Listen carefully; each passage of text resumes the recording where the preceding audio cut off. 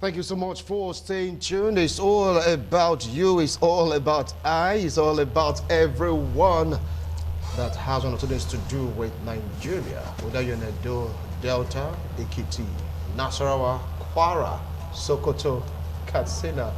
The list just goes on and on. It's all about the ban on open grazing. This time around, the presidency versus the governor's stand. Because governors from the south region, southern part of Nigeria came together to say, look, we are going to enact a law, so to speak, to ban open grazing because of insecurity that has prevailed over the regions in Nigeria. And they are pointing to the fact that it's because of all these open grazing that seems to be the link that is really escalating the situation on the ground within communities and, of course, killer headsmen. It degenerated into banditry, kidnapping, and many governors are not totally comfortable with this. And they came together to say enough is enough. But last week on our TV show, the presidency came out to say, look, we've ordered the Attorney General of the Federation to reopen the old grazing route so they can go back and do the work they know how to do, which is movement of cattle from one place to the other. Undermining, so to speak, right now, the proposals of the governors that came together to say no to open grazing. That is where we are today. And the state, according to a report, has been written letters to fall back to the old open grazing format, or else there'll be trouble.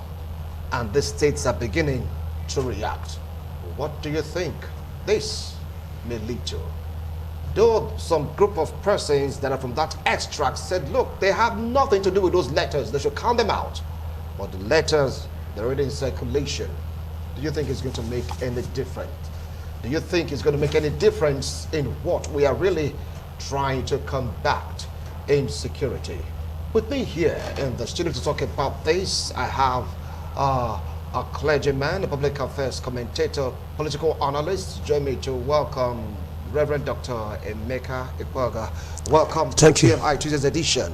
Thank you, Wills and Nigerians. All right, God bless you. Your coming. Thank you.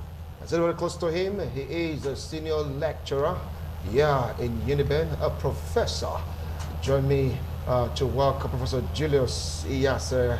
Welcome to TMI Tuesday's edition. I appreciate your coming. Thank you, Wizzy, for having me. Good morning, viewers. All right, gentlemen, before we start off with this discussion, I'd like to stress one notable note, so to speak, that we have to please adhere to the rules and regulations governing the airwaves. Having said that, it's like there's this impasse between governors from the south region, even the southern part of Nigeria, and of course the presidency on the ban on open grazing. And it's like a particular ethnic group is tending towards the comment or statement of the presidency on reopening of old grazing route. Let me start off with you, Prof. Yes. What do you feel about all this? It's very, very unfortunate. It is very clear to everybody, or it's known worldwide, that the global practice in beef farming or cattle farming is now by ranching. Nigeria is not in the first 10 or first 20 in global cattle business. So one wonders why it has now become so tumultuous that cow has now become more important than human beings in this part of the world. What is the open grazing? It's okay, the law subsists for open grazing. That is in the very day Nigeria. Currently, in which of the states, like some Bayelsa governor now said, if you say there's a cattle route or thereabouts, Bayelsa was not there then as at the time that the law was enacted. But that notwithstanding, the law, Nigerian law provides for the aborigines. First of all, the traditional business of the people is taken into consideration. What the people do is taken into consideration. In another soup, let me also remind you that there is a law that gives the governors of the state, the ownership of all the the land in the states where they govern. So what are we saying here? That the open grazing route is more important than the businesses of the aborigines, or more important than those who own the land. You have heard one of governors, I listened to Mahi yesterday, and he said even his people are not ready to give out land for ranching and all that, because the man decides. You can't come to my house and expect that you will tell me the way I will administer my property. No, I will tell you. And the man said, nobody, no member of Ebonyi State will be ready to cede any part of the land for ranching. That is even closing it there, because the people are not traditionally cattle our businessmen and all that. They have their businesses, the kind of business they do there, and that is it. And so I don't know why this has become a problem, why some with impunity are lording it over others. We know those who are into this business. The business of cattle herding is that of a particular ethnic group in the country. But other people have their own type of business. They have what they do. If you go to the Benue people, for instance, are farmers. They can't come to your place and decide how you do it. The Igbo man, the most dispersed race in Nigeria, will come to your environment. If you don't give him space for him to trade, he won't trade and all that. Why? For another particular. But I'm going to almost round up for this paper, because there is an underlying reason. That is what it is. Otherwise, it's so easy. Right. It's so easy to accept that there are the people reside here, and this is the way they want their place and all that. In the past, we had cows everywhere. It didn't create this kind of problem that we're having now. Like I said, milk exporters globally, Nigeria is not the first 20. You have beef exporter, Nigeria is not. Then even cattle business, Nigeria is not the first 20 and all that. So how many cows do you have in Nigeria that it has now become a problem? But just to drop here that the cattle herding, the movement of cow is only just a vector for another reason. A vector for another reason. Yes. Okay, I will come back to you on that, Prof. Reverend, you heard him. Yeah. What are I your think opinions? I want to make it very clear to all the listeners and Nigerians generally, the world at large. The ban on open grazing, the stand of the governors, is what I encourage and support. I don't see where you come to my place to tell me what to do with what I have. The land, even when the land is trusted to the governors, yes, I agree. In my own very house, I have reasons why what I use my lands to do. You don't come from somewhere to tell me how to use it. And not only that, let's come to a reality. Prof have said something that attracts my mind so much, that there is an undertone in this idea of the president coming up to say he wants to reclaim the grazing route. I don't understand what that means. If there is nothing underneath, I don't think this issue should be anything to even discuss about. Before now, those who go about with their business of cows and what have you, they've been doing it before. We've been buying cows in this part of the nation. We've been, doing things in common. But when it gets to a point where you see somebody who is doing a business in another person's state or community, and you end up killing, destroying properties, you end up raping, you end up doing abnormal things, doing things that is not even supposed to be had. I mean, it's a very wrong thing, and that is why the issue of this open grazing is causing so much tension in the country today. That's why you see the governors coming up and said, no, we are taking a stand that this cannot be. The president will have no option than to back out from this kind of, ideas of this is what must be done. The Attorney General of the nation must enact this law, persecute, or do whatever he felt he should do to make sure that the issue of open grazing continue. No, it cannot work. It cannot work. All right. If the other part of the nation, those who are in this business of cattle rearers, they want to do their business, they should do it in their own place. If you want to bring it to the south, we need it, we will buy. We will buy. They have enough land. And I want you also to understand that whatever law the president want to measure on to claim open grazing is not in a general interest. Prop made statement, he said the Bayelsa governor, yes. Before this time there was no Bayelsa. And now, where do you pass? Okay. And if I can still go by research, I think it's only in the is it Cross River or thereabout that has a link to a route, which is about 1. All right. The rest in this south and what have you, there is no thing of that law involving in this place. Okay. Now let's take a look at the law. You talked about the law in the 50s that really gave the power to this group of persons to go about their own business. Cattle rearing, they have a route, and there is a law backing them. And right now, if you take a look at what the governors from the south region of Nigeria came together to do, there's no law yet backing it. Backing what?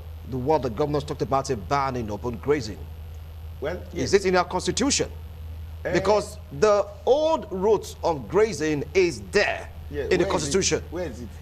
Okay, it's in the constitution. Yes, it's there. Okay, so correct. How can you now compare the law that has been in existence to the law that wants to just promulgate right now? Yes.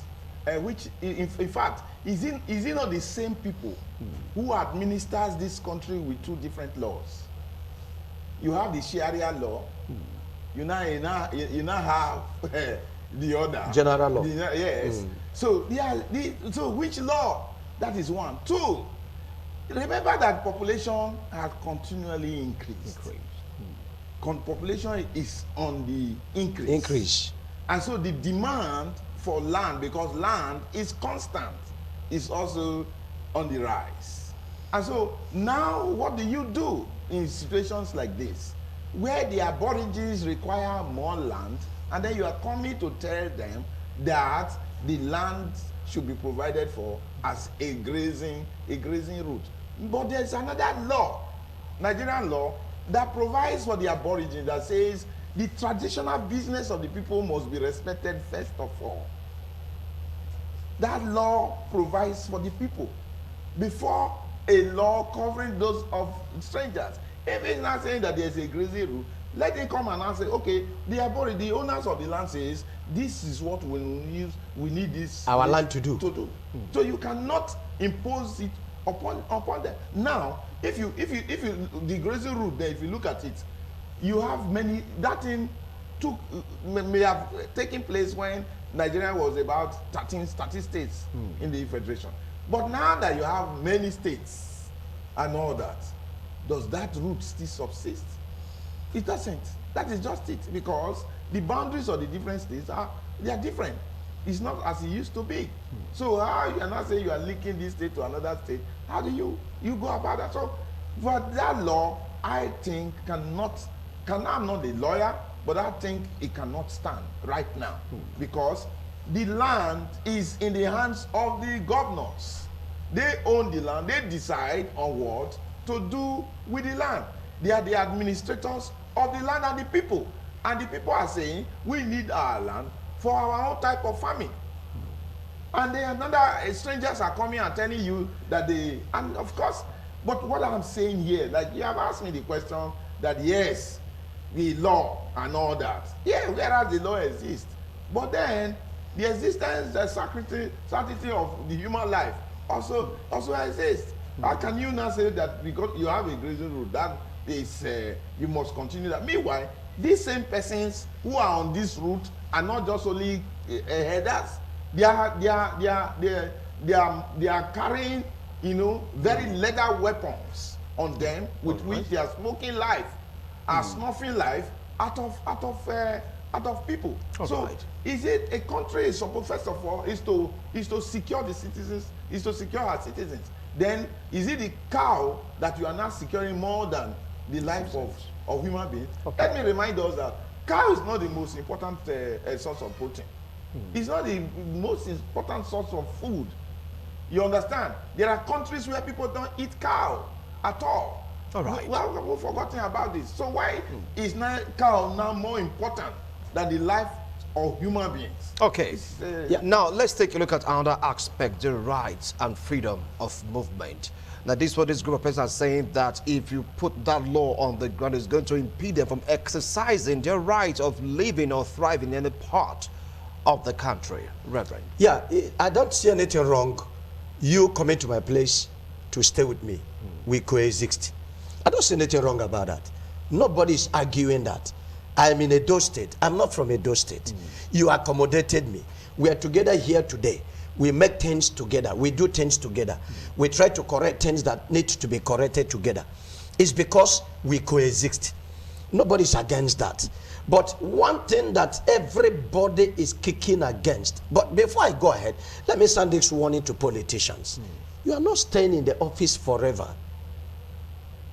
And I want to encourage the National Assembly and all the stakeholders to make sure that, you know, trying to do the needful about the Constitution of Federal Republic of Nigeria should be now. Then let me come back in the area of free movement. Nobody stop you from going anywhere you want to go. But what are your motive? What are you coming to my place to do?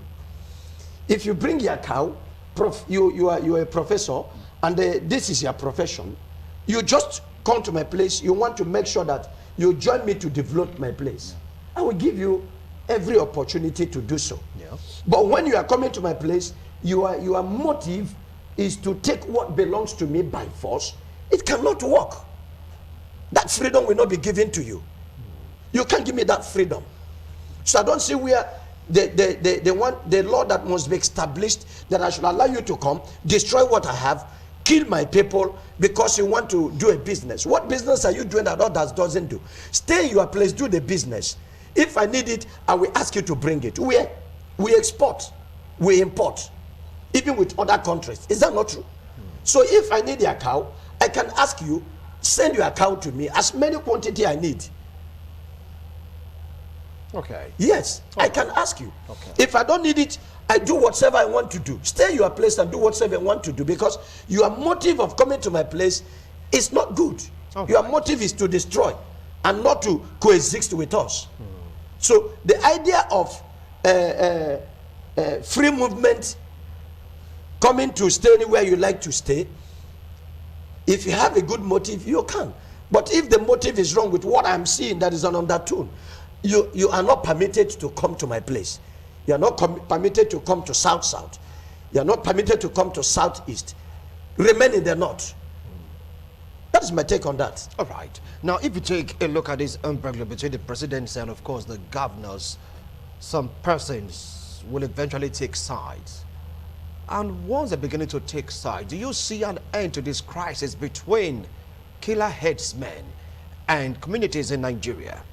Let me just say that the federal government is encouraging the killer headsmen. How? Because they're talking against them, not encouraging them. No. The encouragement is this, that, you know, there's a grazing route and it must stay. And you are saying that these people, in the course of this moving on this same grazing route, many people, the lives of so many citizens are taken and all that. And then, is it not time to now say, no, we must put a stop to this movement in the interim? And then look at what it is in the global practice. Nobody, I've said just now that the first 20 countries in the world that are known for cow business, that Nigeria is not amongst them. So what is it that we are actually parading ourselves about? What is it that we are presenting? Is it that without cow Nigerians cannot live? So the issue here is that, like I said, it appears there is an undertone. There's something else You understand? Because people are suggesting these strategies of movement, of occupation, you know, of migration. Go and occupy. People have suggested all of that. I've said all of that before.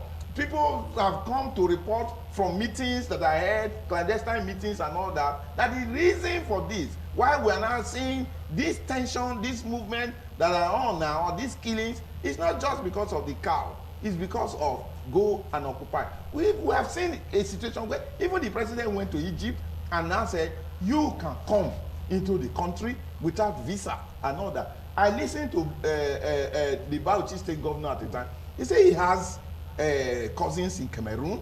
He has some in Senegal. He has in Mali and all that. And I was asking myself, does it mean Nigeria does not have it's no more a sovereign nation?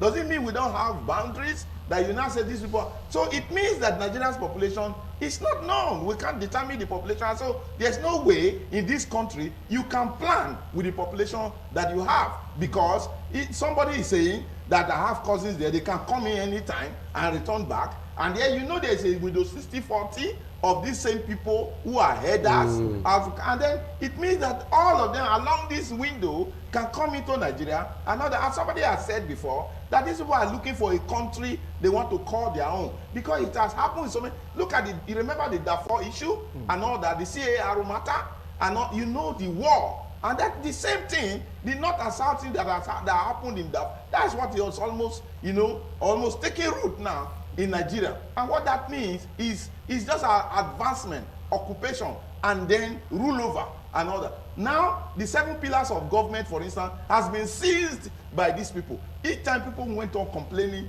why are you making this type of appointment? Another one comes, is the same idea, same people, and all that. It means there's something that is underneath. Because somebody once said that that will continue to move until we are able to dip the Quran in the Atlantic Ocean. What all this means is that there is an Islamization beat. That is one. Okay. Anyway, Well, yes, the federal government has come out to jettison that notion. It said not Islamization or Islamization of the country. Why not listen to the people now? They've said that already, so okay, let's leave it at that. I agree with you. So, okay, let me take that back. Yes. But I agree with you. But why not now listen to the people? Okay. People are dying from this. Why not tell these people who are killing, oh, you must stop. All right. If you can put human beings in IDP camps, why can't you put cow in camps? I'll go back to you, Prof. Hold on. Let me just say one or two things to what Prof have just said now. Look at the situation of Delta State. Just yesterday here or day before yesterday, when there was a threat. You know, the headsmen or whatever, what do you call this group? Miatiala. And the headsmen writing a letter to a governor of a state. And but the thing is that the tribe in that state said they don't have anything to do with it. Now, even if that is not, listen, my brother. Listen. Even if they said they are not, yes, you and I agree. Certain. Then why has the president not been able to, make a pronunciation, come up and say that, look, I'm the president of Federal Republic of Nigeria, not to a particular ethnic group. This statement, I am against it. It must not stand as a president. Now, this is one. Now, there is another thing, Prof, I want to bring in here. When you talk about Islamization, a lot of people thought it's a joke.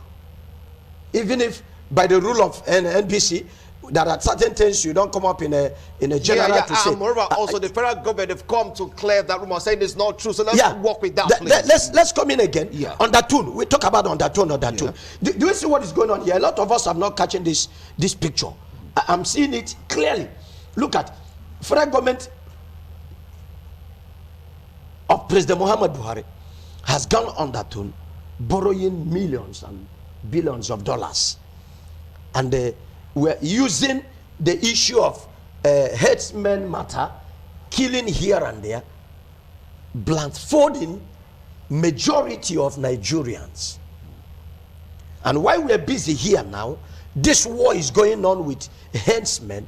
They are busy borrowing money that generations and generations and generations to come will not be able to pay. Nobody is paying attention in this area now. Nobody is seeing this aspect now. Nobody is mindful about this channel now. Everybody, the governors, everybody is only out. Let's save our people. The same people we are saving is going to be put in bondage tomorrow. How would this money be paid? Nobody is talking about this one. Maybe it will be a discussion of another day. But let's come back home fully. The major reason why you see President Muhammad Buhari and the cabals in the federal government setting pushing this open grazing. They are not pushing. They say that is the law.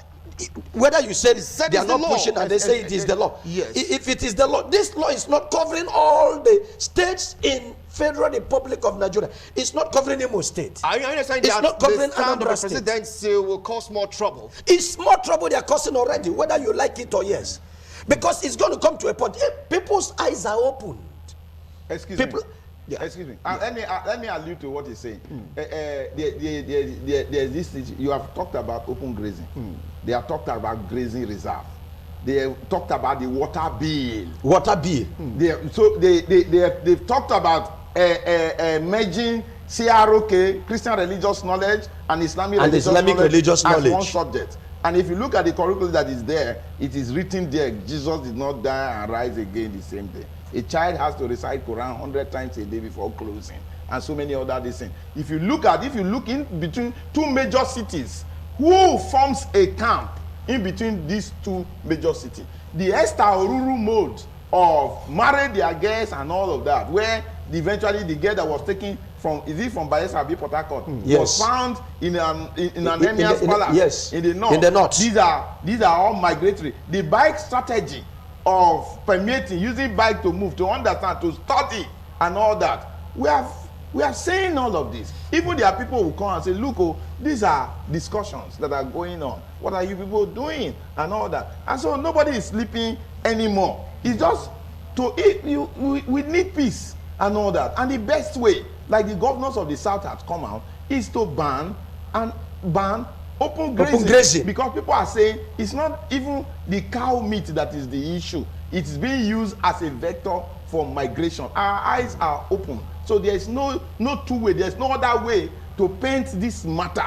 It's as clear as that. Mr. President must not pursue it. Cow moved in the past without killing people and all that. Now there's a new awakening, and so that cows are now moving, and where cows cross, people die, and cows are alive.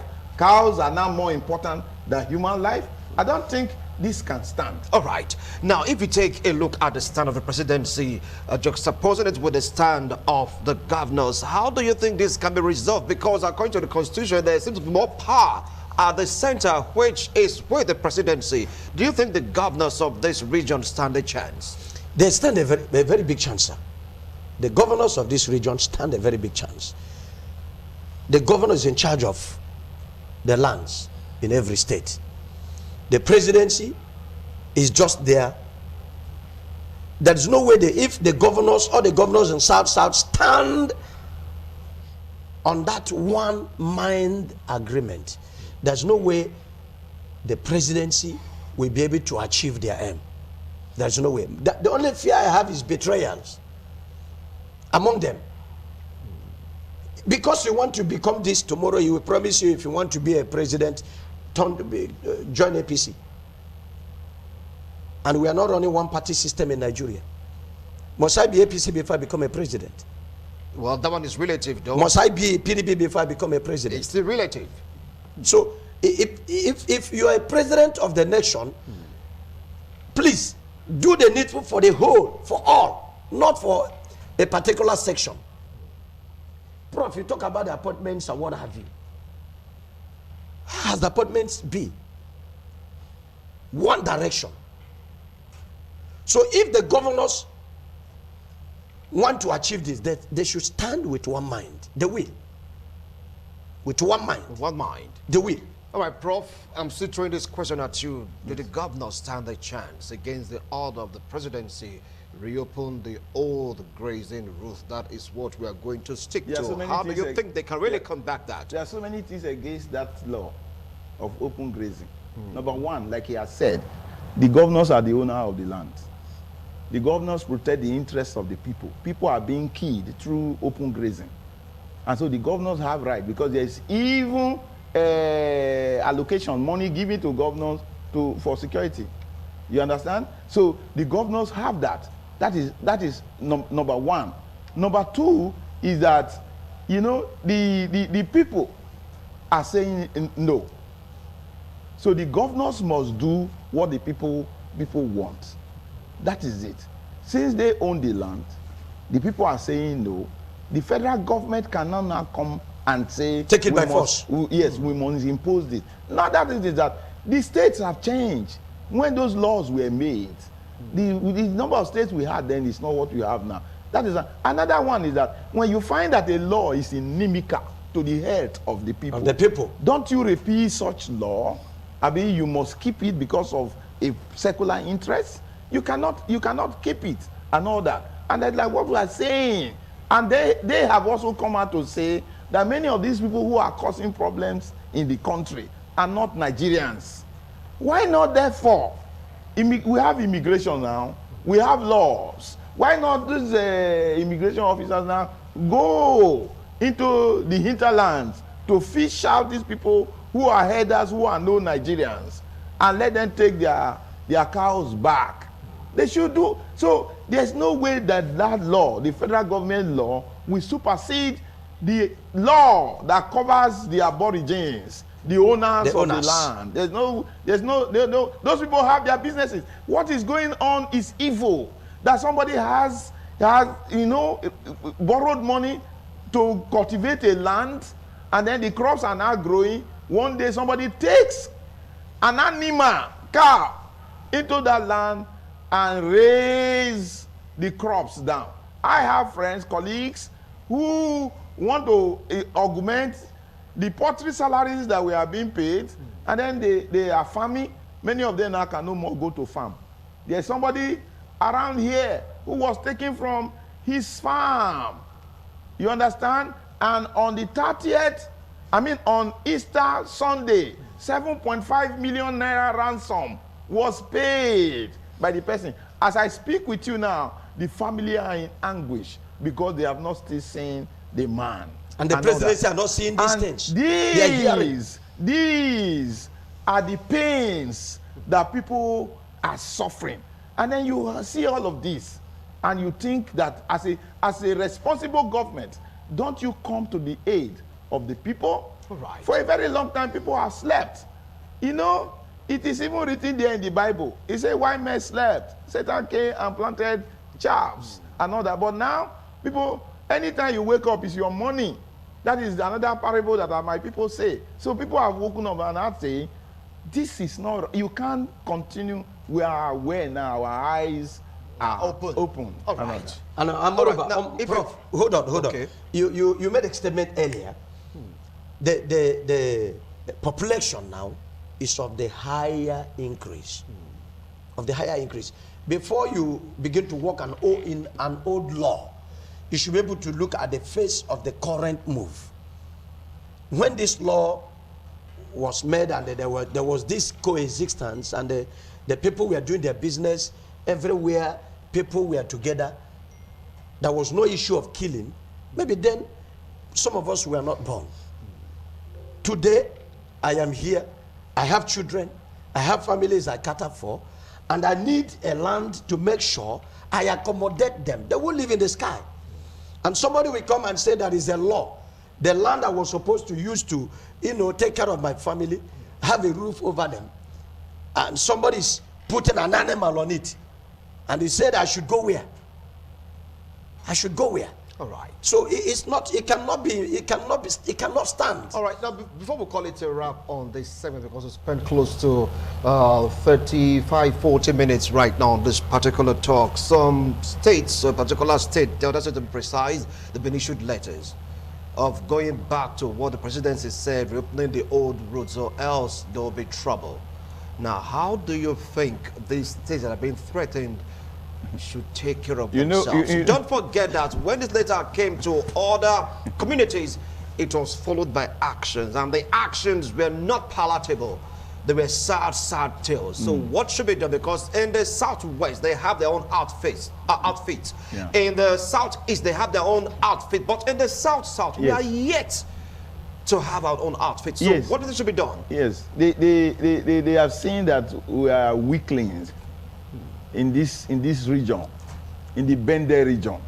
In fact, one day I was traveling to the east recently. The volume of cows I saw along the Benin Onitsha route was monumental. And I was saying, okay, so the reason I could adduce immediately for this is that, they have all moved away from the southeast. And so the next port where they think they can be accommodated is now the former Bende, that is Edo Delta. Why won't they issue such letter to the governor of Delta State? Because they have seen the place as a no man's land. So what this tells the governor there is that they should rise up to the occasion and defend their people. You came out openly, you made a pronouncement and said this is how our people must be protected, and you didn't implement it. There's no enforcement on ground, and so that is why this letter can come from presidency. If as at the time you came up with that announcement, if you are putting mechanism to enforce it, by now they will be struggling on how to beg you to just accommodate. Well, let them go and give Obaino the letter now, and let's see what happens. Right. Let them give Wike the letter. Now, how do you think people from this region should respond to that? Well, let the should government... they use the autumn approach, defend yourself, arm yourself, defend your territory, or what should be done in this region? Like what he said he's likening this region to be a region of weaklings, his own mentality from what he's seen. Are they really weak in this region? I don't see it weakness anyway. I'm not looking at the weakness aspect of it, but if the government can come up and stand, if they can stand, governor of Edo State, the governor of Delta State, they stand on what they have agreed with other governors. I think the rest will be a story. If you are asked to protect yourself with arms, the police here arrest you, the army, the civil defense arrest you, they may not find you come back again.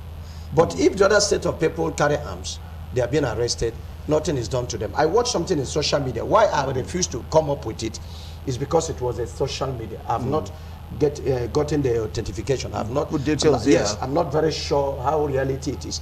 But I watched it with keen interest. It was not a video edited manipulation, or whatever. The young boy, a very small boy, was carrying an AK-47, and they were asking. That was asking the other time. Do you hear Hausa? And they were asking him, how did he get a gun? What do you use the gun for? And where are you from? And why are you in possession of gun? Do you use it to protect your animal? He said, no. Have you killed before? He said so many times. Where is the father? He said, in the bush. What is the father doing in the bush? Kidnapping, killing, raping, and whatever. Taking over people's farmland to, graze the animals. So, and then they said, can you shoot? They did not allow him to shoot there. But this boy was able to discharge the magazine. He was able to cock AK-47. An AK-47 rifle. AK-47 rifle. It's right here in the social media. I saw it. And I was watching it with keen interest. Now, what are we talking about?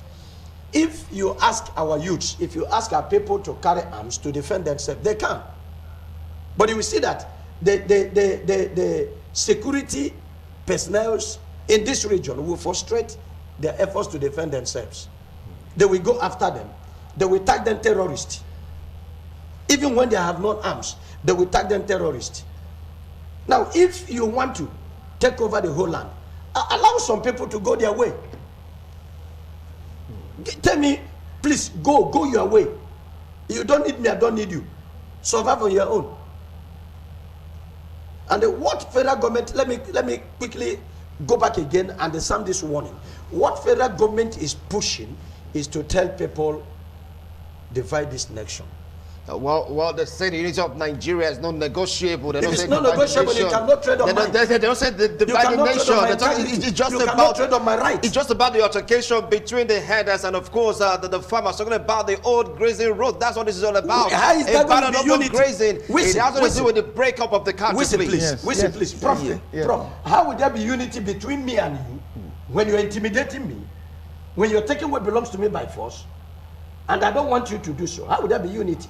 There would be unity. The unity of the nation cannot stand. Okay. When you are trading on this line, it can work. I want briefly, Prof. I want federal government to help the southern governors to protect their citizens. And properties. Stop cows from destroying the livelihood of residents of the south, and then stop herders from masquerading and with impunity snuffing life out. If they encourage open grazing, it means they want killing to continue. So they should help the southern governors to put at bay this incident of blood flow. And the people of this region won't take it any longer. All right, thank you so much, gentlemen. You've heard them, their opinions entirely theirs. Both they've spoken their mind, trying to hold on to their emotions, not to flaunt the rules and regulations governing the airwaves. I've come to think about this. Old grazing rules, new dispensation, many states in the federation, herders farmers clash.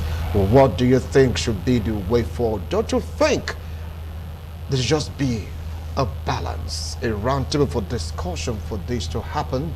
The state governor said for us to secure our people, for us to secure our land, say no to open grazing for now. Is there sense in what they are saying? If there are lots of senses in what they are saying, why not do it? Anyway, gentlemen, I appreciate a wonderful analysis. Thank you so much for coming on today's show. Thank you. TMI continues in a moment. Don't go anywhere. Do stay tuned.